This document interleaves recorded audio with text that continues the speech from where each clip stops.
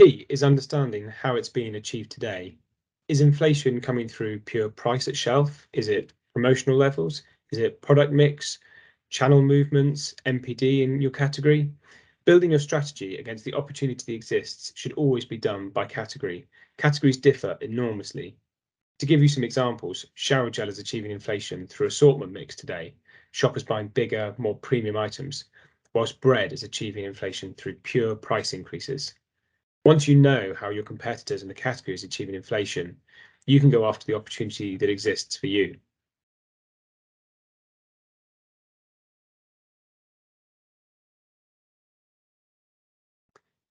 Price is such a hot topic for businesses, and everyone wants to move at pace to protect margins. This leads to a huge number of brands looking at blanket approaches. These never work. Key to winning is being very specific about where and how you take price. Be strategic in how you move shoppers onto items which deliver margin for your business.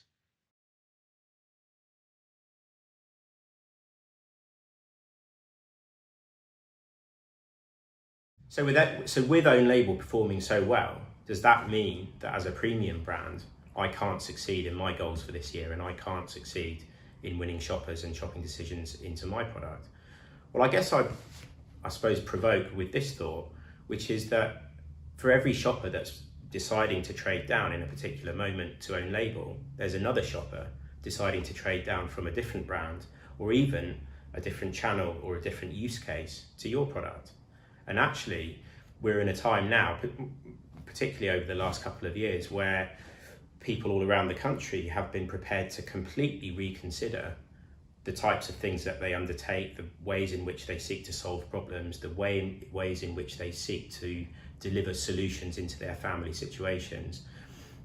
All of that has been thrown in the air over the last couple of years. And actually, you could argue that kind of the redrawing of the decision-making landscape amongst our UK population presents many opportunities for brand owners.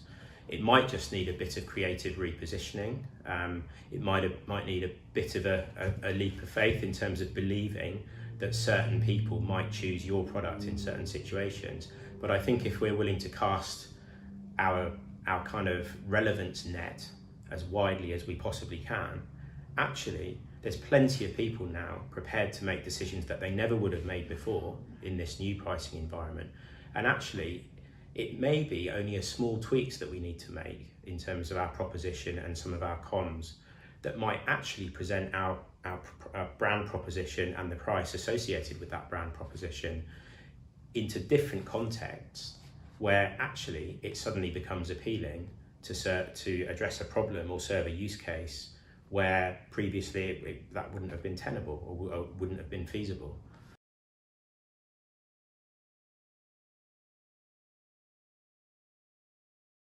Whenever prices are top of mind, so whenever anybody's talking about prices, suddenly our industry views itself in terms of only customers, retailers, kind of category functions. It becomes quite a sales conversation. There's a lot of attention about the margins and about the transactions involved in essentially getting products listed in the store and agreeing on the price points that they get sold at. I think actually when, as brand owners, now is the time when we really have to think about the investment in the brand. So what investment are we putting into the brand? How are we retaining or building equity in our brands so that as price points change, we're in a position to ensure that the equity in the brand and the kind of its relevance to different shoppers in different contexts and for different needs holds up and stands up when we have to play about with the pricing. So I wouldn't forget that. It's important that we consider everybody's role in the management of brands and the management of the proposition and the associated equity at this time. It's not just a transactional phase. There are lots of quick decisions that need to get made, and there's lots of implementation that has to happen on the relative fly that's uncomfortable, obviously, for a lot of people. And that happens, obviously, in the customer environment. But I think the brands that think long and hard about how they adapt their communication and how they invest in the brand holistically at this time are probably the ones that come out the other side really robust.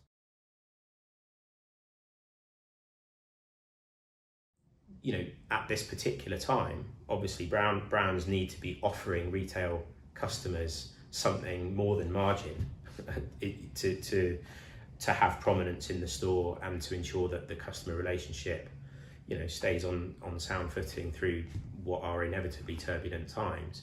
And actually, the way in which the investment in the brand manifests in the store, so the way in which that comes to life in the store, I think might present some really interesting opportunities for collaboration with customers at this point. So actually, the more we can talk about the brand holistically, both in terms of the pricing architecture in the store, the promotional support that product gets, the innovation pipeline that's coming, but also the investment in the equity in the brand itself, the more that can come to life for retail customers as a kind of holistic investment package, I think the more robust that relationship is likely to be longer term, and the better prepared the brand will be to fare through troubled times.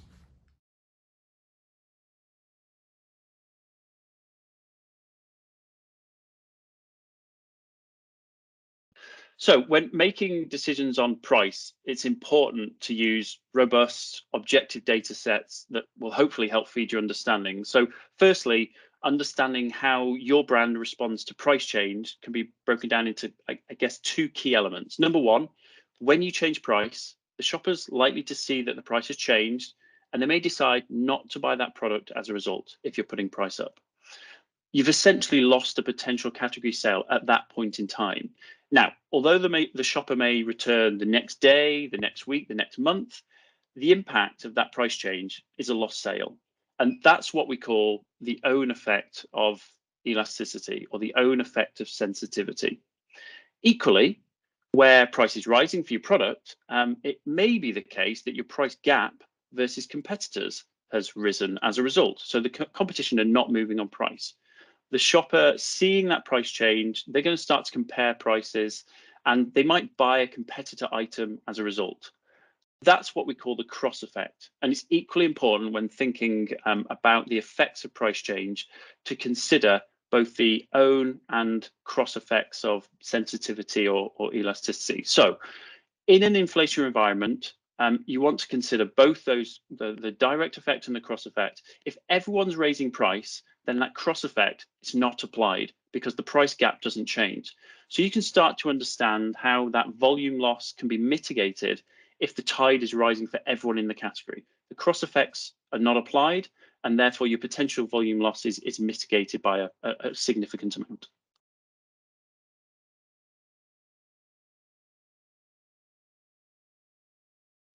So I think when thinking holistically about what's impacting your category and where true inflation is coming from, it's really important to consider more than simply the price of the product at the shelf. We need to think that consumers are left with many choices at the shelf, and that can cause them to trade up and drive value, or trade down to save costs, or indeed stick to the same product at a higher price. So that assortment mix effect needs to be a strong consideration, as it can have significant impact on a category's overall price. I think equally, we might see consumers shifting channels and buying in other stores. So having an understanding of how consumers may be buying cheaper products in other channels, how that affects the overall price is equally important.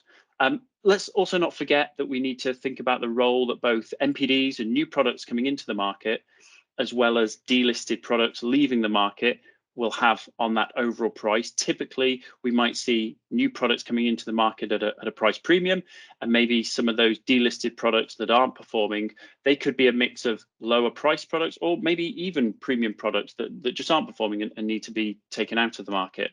So considering all those factors together will hopefully help give you a better understanding on the price point in the category, the trend that it's exhibiting, and ultimately help you better manage your pricing index versus the category, and feed those strategies to help grow both your value and your volumes within the category.